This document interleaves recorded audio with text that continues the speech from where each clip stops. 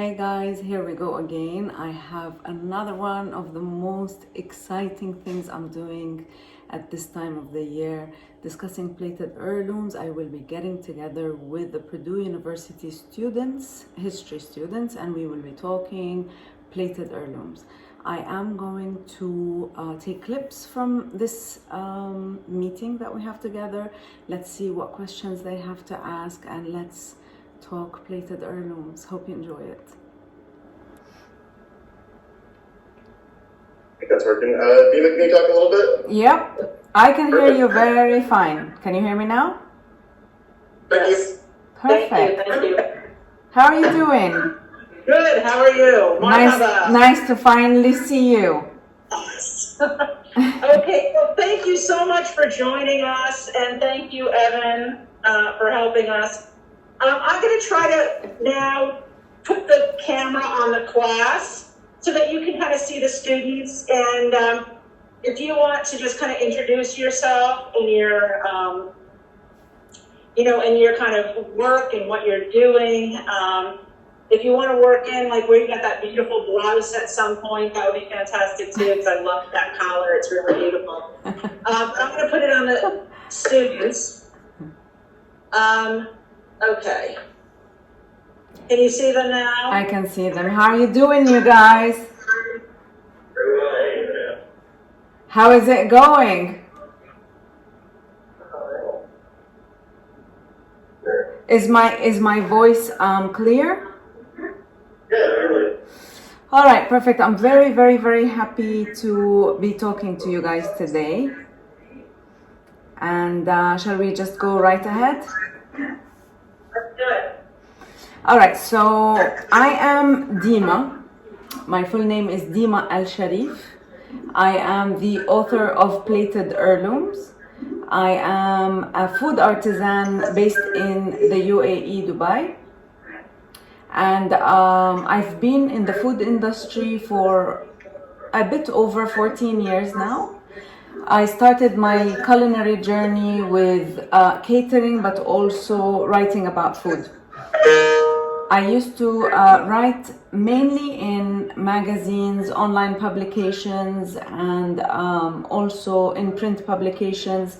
Used to shadow write for some writers when it came to food. And I used to also teach Arabic cuisine to the non-Arab chefs, and also teach the aspiring foodies who want to start food businesses, how to cook, how to bake, stuff like that. I think that this part in particular, and the writing, and my personal interest in history has led me down the path of food history in general, not just Palestinian food history, but food history in general, and the significance of food in history, in historic findings. And that curiosity led me down a huge path where eventually it resulted in plated heirlooms. Today I am also the owner of a company called Mune. And if you want to really understand what the word Mune means, it's chapter 2 in the book Plated Heirlooms. But in a nutshell, it's when we prepare food in advance during season to have later. It's generally food preservation, jams, pickles, and the likes. My company does exactly that. We buy from the local organic farmers, and we preserve during season for the rest of the year, and we offer these products to restaurants, hotels, and also to the customers. That's mainly it in a nutshell as an intro. Okay, well, we have had some questions from students that I shared with you. Is there something in particular that kind of sparked your thoughts? I would say all the questions were interesting because they are all different angles about how you see the book Plated Heirlooms and how you see the cuisine and the culture. One in particular about the famine times and the locust That I have to say, I have never heard of that. So I've even asked today after I read that question, and nobody I know knows about that one specifically. But I do know that there used to be times when there's famine, when the farming season isn't very good, and when people were not having the best access to food. But that also I have talked about in the book. It's mainly the way people deal with that is how they usually have their own, for example, goat that they will get the milk from, and that's why the Nabulsi cheese is a very important part of the culture, because it's a cheese that can last, for example, a year or two without going bad. So people will still have access to food in general.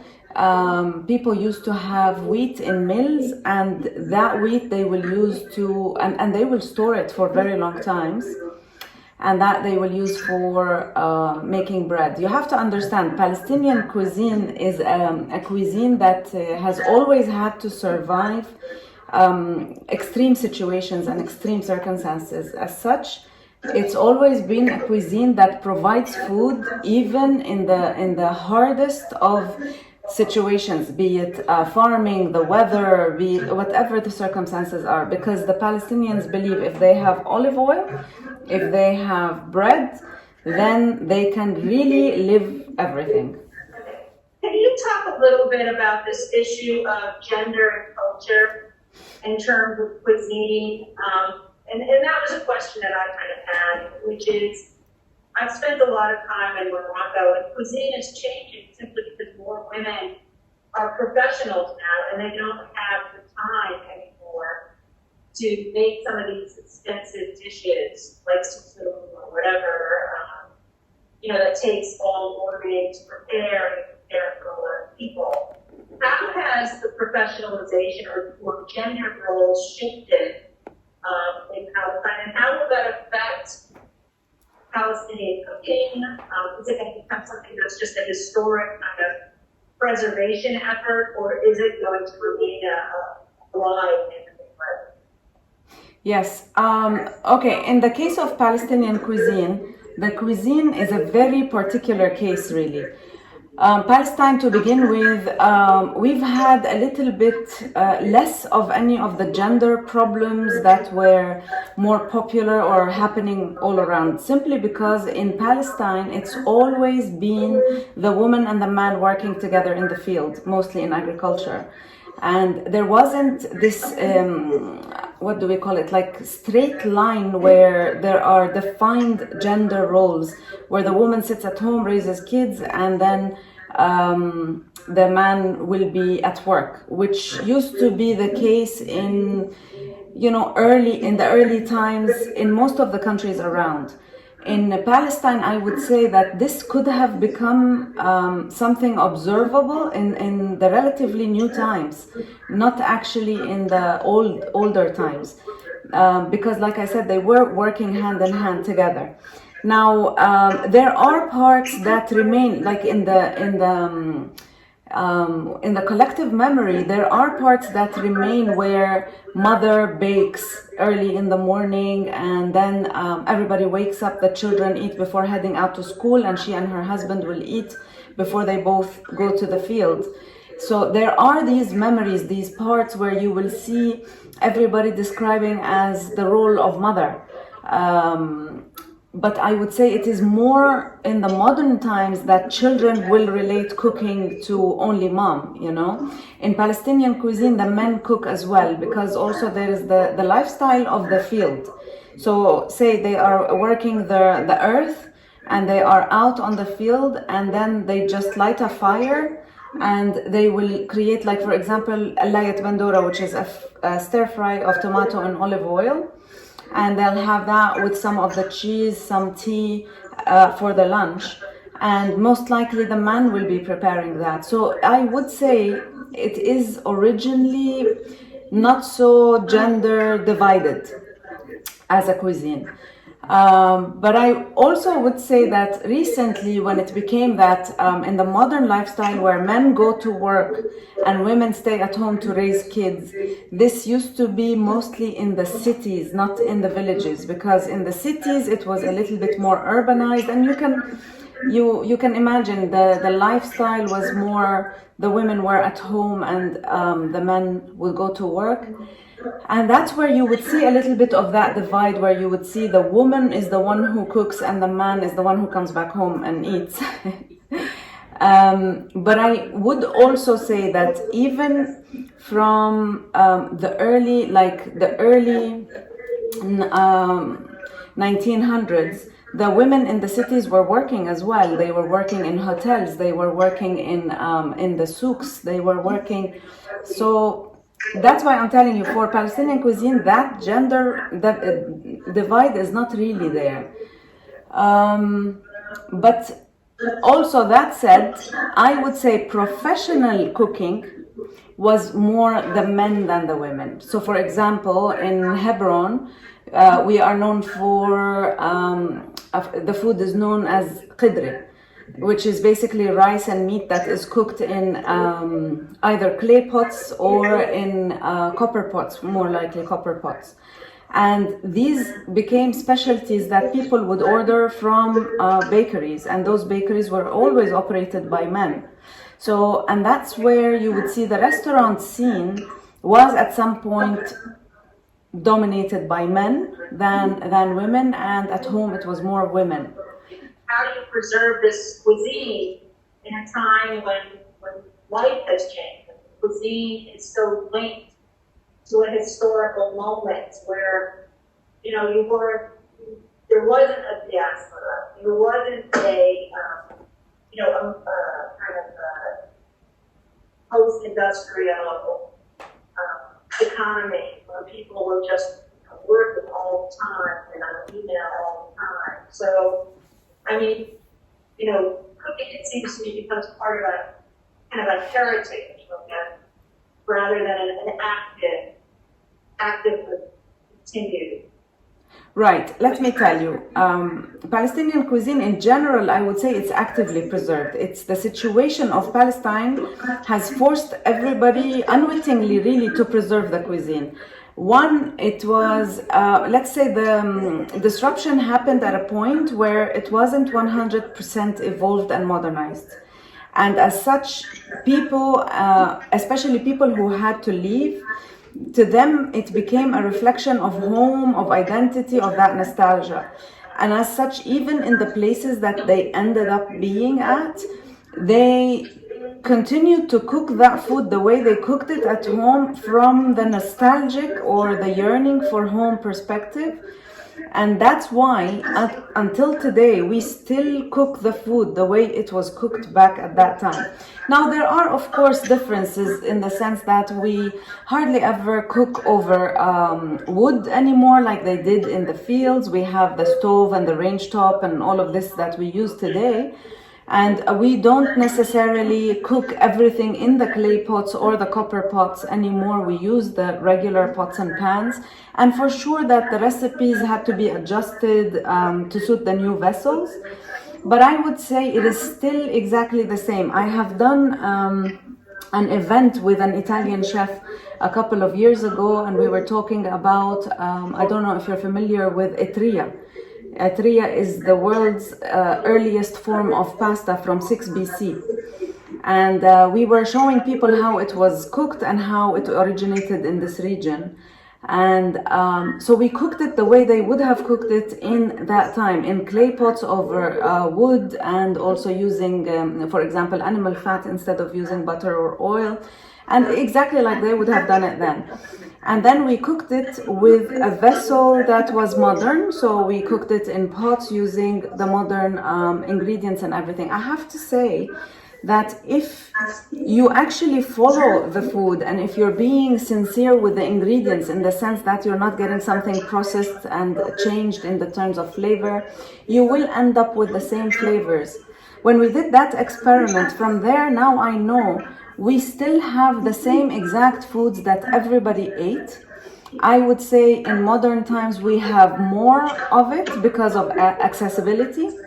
And then I would also say it is not until the past 10 to 15 years, maybe 20 years max, that the women started using the shortcuts, because there became the processed ingredients that now they can use. For example, my grandmother, to her it is unheard of that we use bouillon cubes, or these like the substitutes of broth.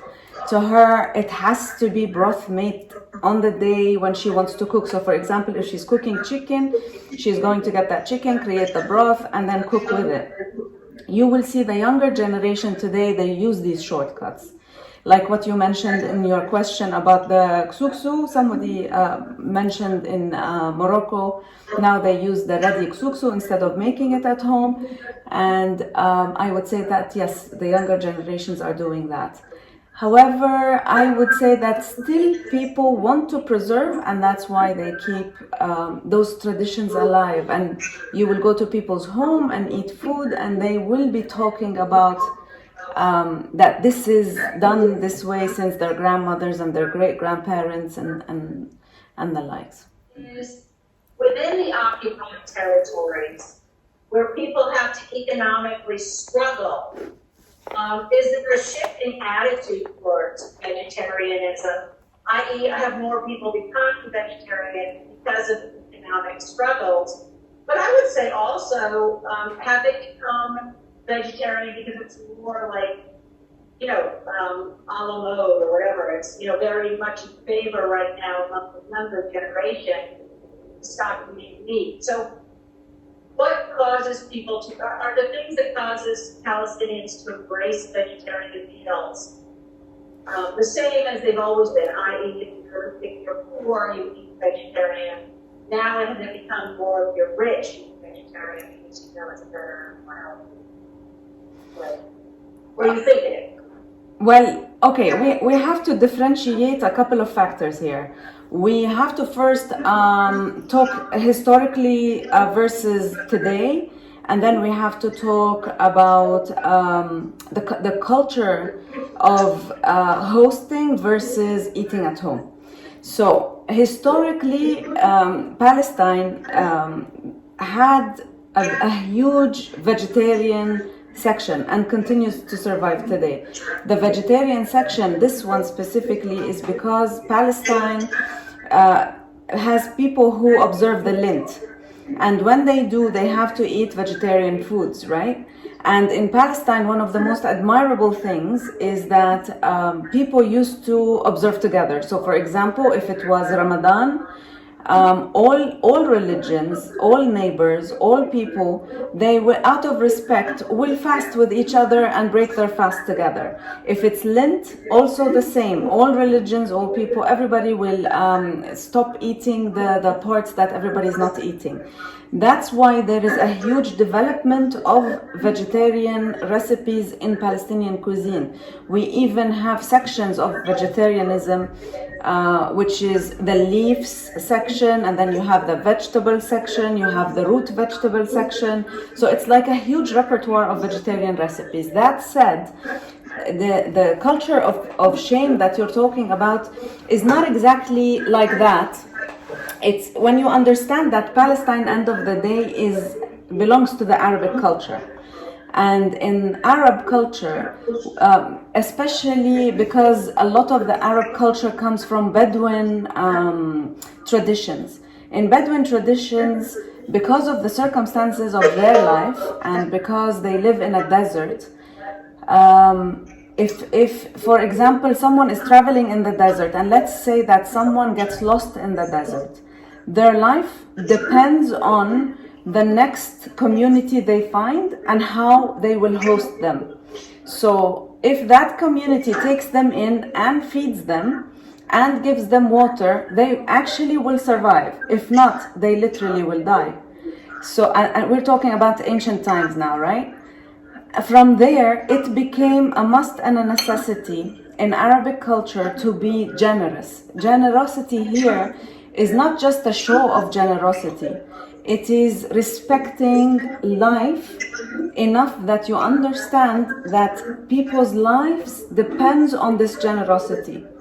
Moving on with time, this became kind of part and parcel that is not separable from the people who belong to Arabic culture.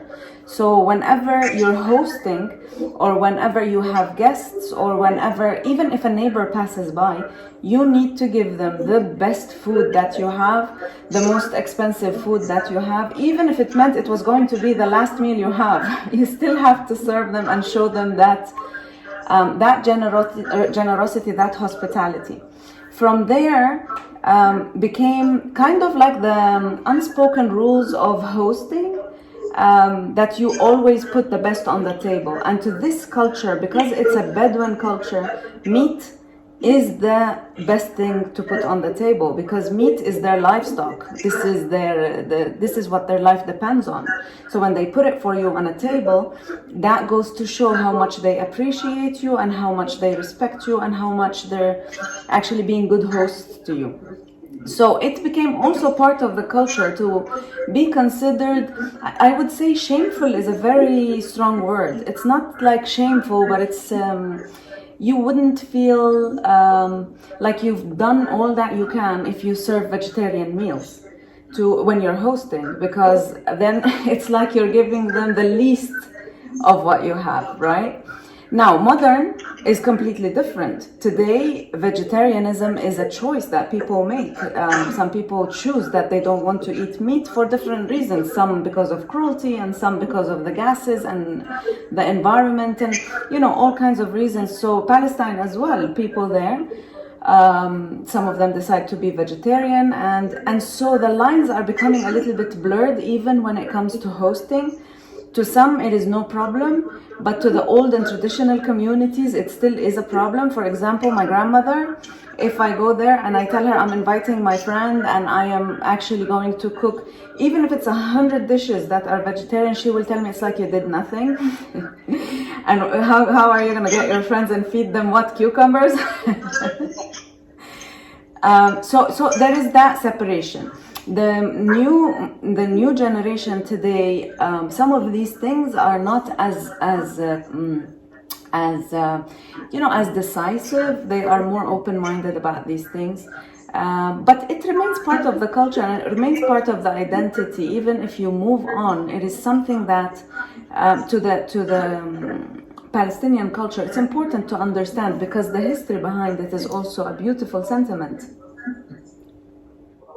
Other cultures in the region, they generally see Palestine as not a type of Arab food, or very easily identifiable. How is he see grander or The Connecticut of Arab cuisine. but considered relatively big. Did you hear that, Dima? No, I can't hear. It's too far. Okay, right. Dima, Dylan wants to know, one of the questions that the students posed was, how do others, I mean, your book makes it so clear that Palestinian culture needs to be treated as something that on its own, that Arab, you can't say there's Arab cooking. Like a lot of times people just think, oh, it's Arab world cooking or it's Mediterranean, but that there is a distinct Palestinian culture. So if you were in Egypt or Iraq, I mean, how would your cuisine be kind of assessed and looked at? For another Arab person from another Arab place, how would they look at your cuisine, Palestinian cuisine? Thank you for... Okay. Good. Thank you for this question, and really thank you, because one of the things that even the Arabs don't understand still is that, okay, we share a language, right? And we share a stretch that shares a lot of its culture together, right? However, I will say that even if we look at the big, what we refer to today as the Arab countries, you will find regions within the Arab countries, and these regions are very, very, very different in culture, in geography, in cuisine, in habits, even lifestyles and habits and appreciations of things and what is valuable, what is not. And I think that it is dictated big time by geography, because you have a big chunk like the Gulf where I am living today. This is mainly a desert and also fishing communities, right? So they have the sea and they have the desert, and that culture is completely different and more Bedouin than, let's say, Lebanon, Syria, Jordan, which are on the Mediterranean. Again, they do have fishing communities and they have mountains and they do have parts that are desert-like, but the whole culture, the history is very different, and as such, there is a very big difference in the lifestyle, in the food. Then you also have Northern Africa, which that is also extremely different from all that has been mentioned. Now we do all across the board share some foods or some basic food concepts. For example, I'll give you a little example. All this area will make broth, meat or chicken or fish or even vegetable, then use some kind of starch to cook with the broth. Some communities will use breads, other communities will use rice, other communities will use potatoes and root vegetables. And we all will have that as main meals that children and families and everybody grows up eating. Varieties of it, of course, we add vegetables here and there. That said, every region of these regions has its own very unique cuisine and food. I would say that the Levant meaning Lebanon, Jordan, Syria, and Palestine, and back in the day used to also incorporate parts of Iraq and a little part of Egypt, that which is also called the Fertile Crescent. That area, generally speaking, shares a lot of the food. Jordan, Lebanon, Syria, and Palestine, the food is almost identical. You find that we have foods that the names are different, but the application is exactly the same, or the names are the same, but the application is completely different. But then you will find that the way we have that food and the way we serve the food, what we serve it with, and how we savor it as well, is exactly the same. That in the book you will see parts that are talking about Upper Galilee and Lebanon and the relationship between the Palestinians and the Lebanese at that time, because people used to live in either Palestine or Lebanon and work in the other. So for example, somebody will be living in Lebanon, south of Lebanon, but still work in Palestine and go end of the day back home, like we do here today, for example, between Bahrain and Saudi. Some people live in Bahrain, work in Saudi, and they cross the border every day, morning and evening. Same. And some people used to do it between Gaza and Egypt. And therefore you will find that there are similarities between the cuisine of, for example, Gaza and Egypt, Upper Galilee and Lebanon, Syria and the Jericho area, Jordan and the Baisan area, and the Dead Sea, Red Sea parts. And then you will find that from the south, the Bedouins of Jordan used to go into the south of Palestine, and so cities like Hebron will be influenced by the Bedouin food. So that's why they share that. So coming to your question, definitely there are differences. Now, I'm not talking about separations, don't get me wrong, but I'm talking about differences and also similarities between the smaller communities in this bigger community.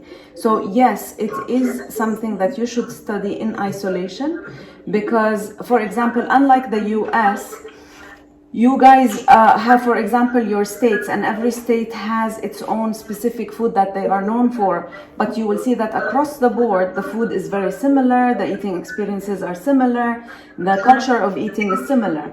But let's, for example, go to somewhere like Europe, you will find that French cuisine, German cuisine, Italian cuisine, there is that huge separation in the sense that when you eat Italian, you know it's Italian.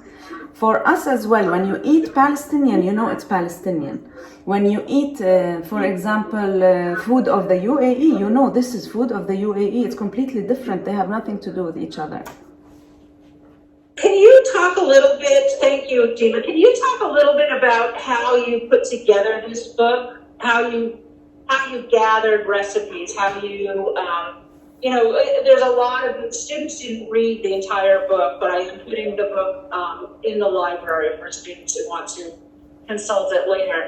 Yeah. But can you talk about like the process? I mean, you're being both a chef and a historian at the same time.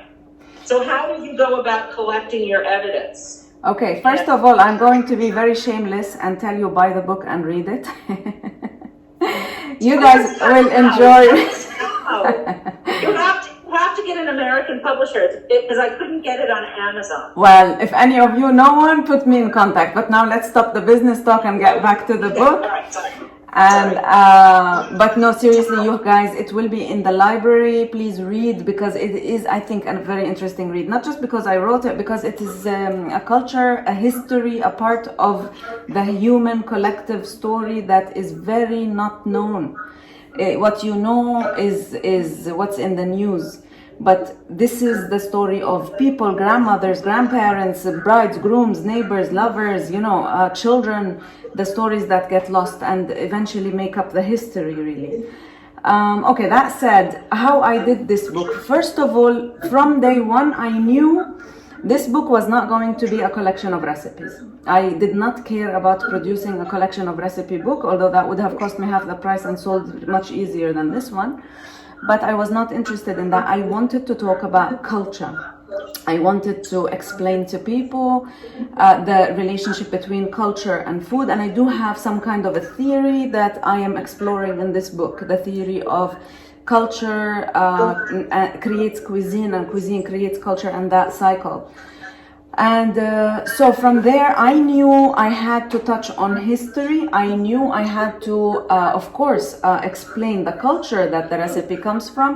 But then I also knew that most people, and if it makes people feel better, it's actually not just you guys, it's even in the Arab world, even within, outside of the Levant, people don't know these little differences and what makes up this culture, or what makes up this cuisine, or what makes up the differences.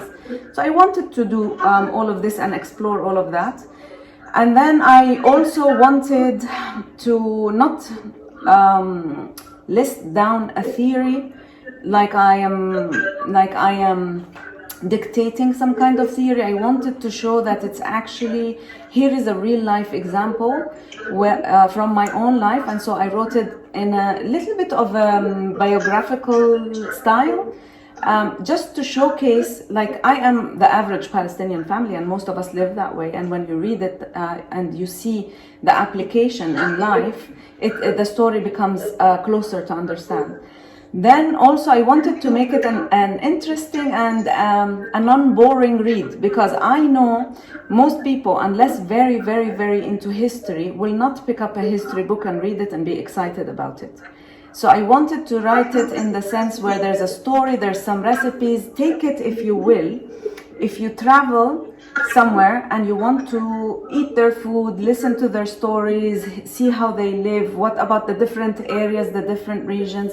So I wanted to take you on a journey like that, because I wanted to encourage people to read the book and learn more and know more about the Palestinian persona, which I feel is lost from people's minds and understanding.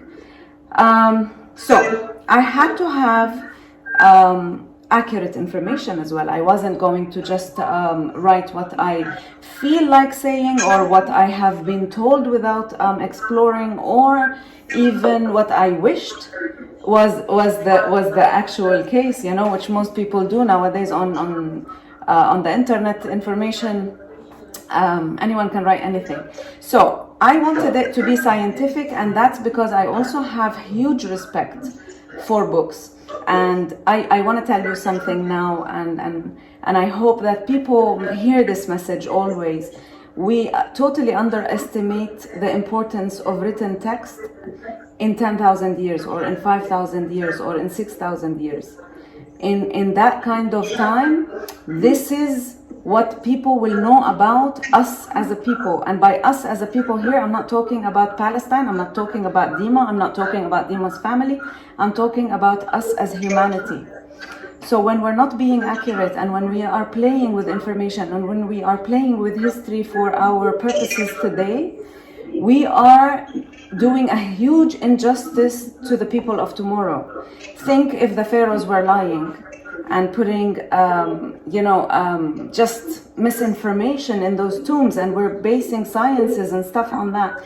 What a waste of energy. So it was very important for me that the information is accurate as it can get. And I started off with family, collecting family recipes, then extended family collecting their recipes, and then also doing comparisons all the time. So asking, how come you're using this spice and not that spice? How come this? And then I started noticing that regionally, people where they originated from and where they came from dictated the choice of which vegetable, which spice. And so I created focus groups, and I had people in Galilee area, in the mid of Palestine area, and also in the south area. And these people, they will do focus groups, and also in Gaza. These people will do focus groups, and literally like you do a market research. So basically I will design questions and send it to them, and then they will go out and have interviews with people, never putting two people simultaneously together in the room to answer the questions. Nobody could hear what anybody else was saying, because I didn't want anyone to be influenced by anyone. The long story short, when 6 families that are not related to each other, that come from the same area, have, without knowing what the others have said, have all had things in common, attributing these commonalities to an area or to a certain dish, that's when I said, okay, this is how this area cooks the food. Mind you, this kind of work was never done for Palestine. The first book, Plated Heirlooms, is the first real scientific categorization of Palestinian cuisine, of its regions and the differences between the regions. And I had nothing to fall back on. I had no information. Diaspora, there is the diaspora people, there is the people that are inside, there's the people that are gone. There are villages that are completely wiped out, and there's no way to get that information unless you trace someone who managed to be not there at that time but remembers something or heard something. It was a real hard and extensive, I would say it was officially 2.5 years for Plated Heirlooms, and 1 year before I decided the direction that I was going to take. There was a research for 1 year. So a total of 3.5 years in research only. This is just one example, but it was done that way. One more interesting thing is I have gone to, due to my relationships, and I do events with chefs from around the world, and talking about the history, the Arab influence in other cuisines, and the move of food around the world and from ancient times to date and stuff. I was able to go to Turkey and speak to professors in the universities there, and I was privileged to have access to some of the Ottoman texts with a guy and a professor who were doing research at that time, and who were telling me, we were reading some of these documents and were telling me the influences, where Palestine was influenced by the Ottomans at that time, and Ottomans were influenced by the Palestinian practices at that time. We were even seeing documents from, they were collecting the taxes on wheat and stuff like that. This is just to give you a small example of the kind of research that went into it. Dima, we have run out of time. I am so sorry that we had technical issues to begin with, but thank you so much for spending time. This is such an important topic. All right, thank you, and we will look forward to meeting more of Plated Heirlooms to going into the library this week. If you guys ever want to talk more, if anybody's curious to know more, get in touch. We can do another session if you want, no problem. And Stacy, you can share my social media. You guys can actually send me any questions you have. If you need any information, anything specific. I know we didn't touch on half of the questions you guys had. So, and maybe we can just talk again. I'm always here and always ready to discuss and talk. I love dialogue. All right, thank you, Dima. Thank Take you. care. Thank you.